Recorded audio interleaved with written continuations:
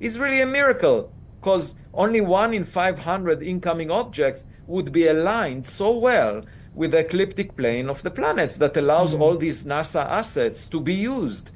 So they don't comment about that. So all the things that appear extremely rare, like all these features, maybe they say something that is not well understood. So NASA, these administrators basically are trying to portray an image of an unusual comet because it came from a different environment, but they don't attend to the fact that there are extremely rare properties of this comet that should puzzle them.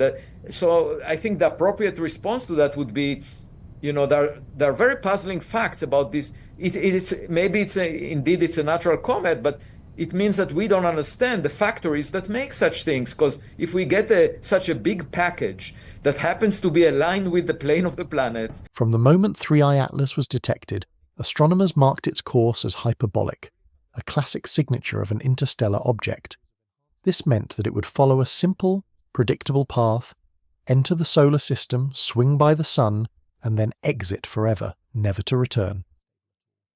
But as tracking data began to accumulate from a network of global observatories, a quiet tension started to grow beneath the surface of official reports. The numbers didn't fully align.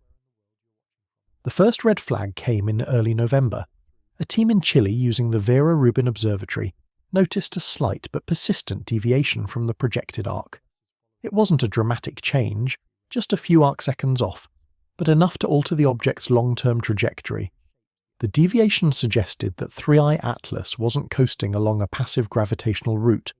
Something was pulling, or pushing, the object into a curve tighter than it should naturally take.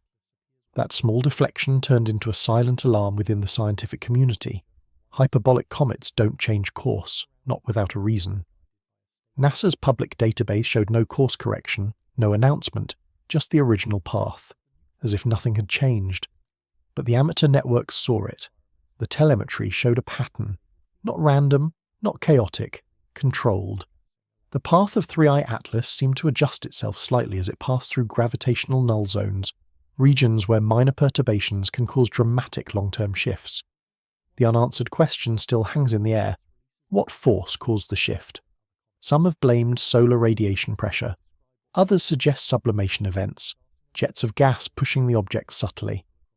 But those explanations don't account for the precision of the curve, and now a growing number of scientists are wondering, was this trajectory ever natural at all? On December 4th, something strange happened inside NASA's internal tracking portals. For roughly 48 hours, a revised orbital path for 3I Atlas appeared in the JPL Horizons interface used by researchers and astrophysicists around the world. The update showed a slight inward tilt to the trajectory, a correction so small that most would overlook it. But those watching closely knew better. At interstellar speeds, a deviation of just 1 degree translates into tens of thousands of kilometers over time, and then it disappeared. The path was reverted. The adjustment erased. No public statement followed. No erratum. Nothing. This wasn't just a case of technical noise. This was a temporary admission, and it raised a much larger question. If 3I Atlas made a correction, what triggered it? No mass ejection had been detected, no gas jet recorded. Solar wind strength in that region was minimal. There were no gravitational anomalies in its vicinity, and yet the change was logged, even if only briefly. That correction was deliberate, whether the object made it or someone made it on its behalf. AVI LOEB, who had long warned about the dangers of treating every interstellar visitor as merely a rock with ice, publicly noted that trajectory corrections like this could be the result of internal systems, something built, not born. And if so, it would imply 3I Atlas isn't a passive wanderer. It's aware, or responding. What's even more telling is that NASA never explained the error. No memo was sent to partner institutions, no update in the Minor Planet Center's records, only silence. It was as if the trajectory correction was never meant to be noticed. A blink in the data stream, gone before questions could catch up to it. While visual data gave us the first hints, it was the radio telescopes that uncovered something more intimate, the spin. The Deep Space Network, which tracks reflected signals off distant bodies, detected a frequency shift from 3I Atlas that couldn't be easily dismissed. The object's spin rate, as calculated from Doppler fluctuations, didn't match what natural physics predicted. Typically, as comets release gas and dust under solar heating, their rotation begins to slow, a phenomenon known as rotational damping. This happens because the forces become unbalanced and the nucleus begins to wobble or tumble. But 3I Atlas didn't slow down. In fact, it showed signs of maintaining, even slightly adjusting, its rotational state over time. More curiously, the spin axis remained surprisingly consistent, despite being bombarded by solar wind. That level of rotational stability should not be possible unless the object was compensating. To make matters more unusual, small Doppler pulses appeared intermittently, not random but patterned. They lined up with the intervals in which 3I Atlas was passing through gravitational thresholds or entering new solar wind regions. The pulses suggested course awareness, like a satellite correcting itself, but without thrusters.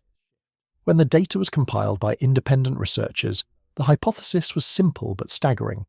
3I Atlas might contain a gyroscopic stabilization system, not one powered by engines, but one embedded in the object's mass distribution. If true, it would mean that its interior isn't homogeneous, it's layered, designed. NASA's commentary on the Doppler drift? Non-existent. In most official briefings, this specific telemetry was omitted. They called the object active, but never clarified what kind of activity they meant, because acknowledging what the signal actually suggests might lead to an answer too disruptive to publish across multiple countries: Spain, Norway, Thailand, and the United States. 3I Atlas has been photographed under dramatically different atmospheric conditions. Yet in every image, one visual detail holds constant: the tail, and not just in presence, but in form. Natural comets release dust and gas as they approach the sun. This material gets swept back by solar wind, forming tails that stretch across space. These tails are chaotic, pulsing, fragmenting, curling, and dispersing in response to solar radiation. But the tail of 3I Atlas doesn't behave like that. Instead, it holds, frame after frame, night after night. Its width remains consistent, its edges strangely crisp. The material doesn't scatter or break, it streams, as if bound by something invisible. When viewed in wide-angle shots over Virginia, the tail extended beyond the camera's field of view, but its intensity didn't taper.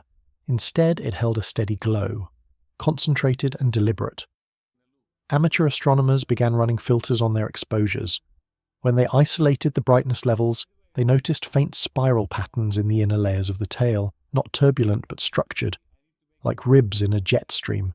No natural comet has ever shown anything like it. And still, no fragmentation was visible, no dust plume, no material shedding at irregular intervals. It was as if the tail was not the byproduct of melting ice, but the output of a system. Some believe the tail is driven by magnetic containment.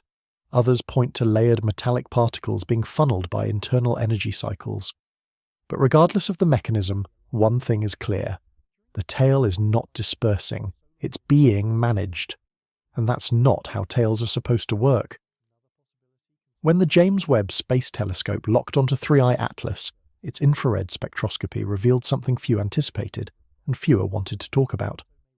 The object wasn't just rich in carbon-based compounds, it was overwhelmingly dominated by carbon dioxide. The CO2 to H2O ratio reached nearly 8.1, one of the most extreme values ever recorded in cometary science. For comparison, most solar system comets exhibit ratios below 1.5.1. Some go as low as 0.2. That makes 3I Atlas a radical chemical outlier. In simple terms, it did not form here, not in any region even remotely similar to our solar system's outer belt. The only way such high concentrations of frozen CO2 could persist is if the object formed beyond the so-called CO2 ice line, a region so cold and distant that carbon dioxide can freeze directly into solids. That means a stellar nursery far colder or far older than our own, or an artificial process, and that's not all. Webb also picked up faint traces of metallic grains embedded in the dust, a rare composition involving iron, nickel, and titanium, bound together with volatile compounds. In Earth labs, that combination requires deliberate formation. Some researchers floated the idea of Fischer-Tropsch type synthesis, a catalytic process used on Earth to produce hydrocarbons from CO and hydrogen. If sunlight triggered something similar on 3I Atlas, it would imply that complex organic chemistry is happening inside or on the surface of the object. NASA acknowledged the carbon content, but stopped short of discussing what it implies. Because if 3I Atlas is chemically engineered, it's not just an outlier, it's a signature, one possibly sent from a system where planetary evolution followed a completely different path. 3 Atlas is not behaving the way a comet should. Its path is shifting without force, its spin is too controlled, its tail refuses to break apart, its composition doesn't match any known class, and its light doesn't flicker. All of this should have triggered alarm bells across institutional science, but instead, the response has been one of silence. For independent researchers like AVI LOEB, these aren't coincidences, they are clues, because something doesn't add up, and maybe it never did. If you want to stay ahead of the official narrative, before it catches up to what's already visible, subscribe. We'll keep watching, quietly, patiently, because this story is only beginning.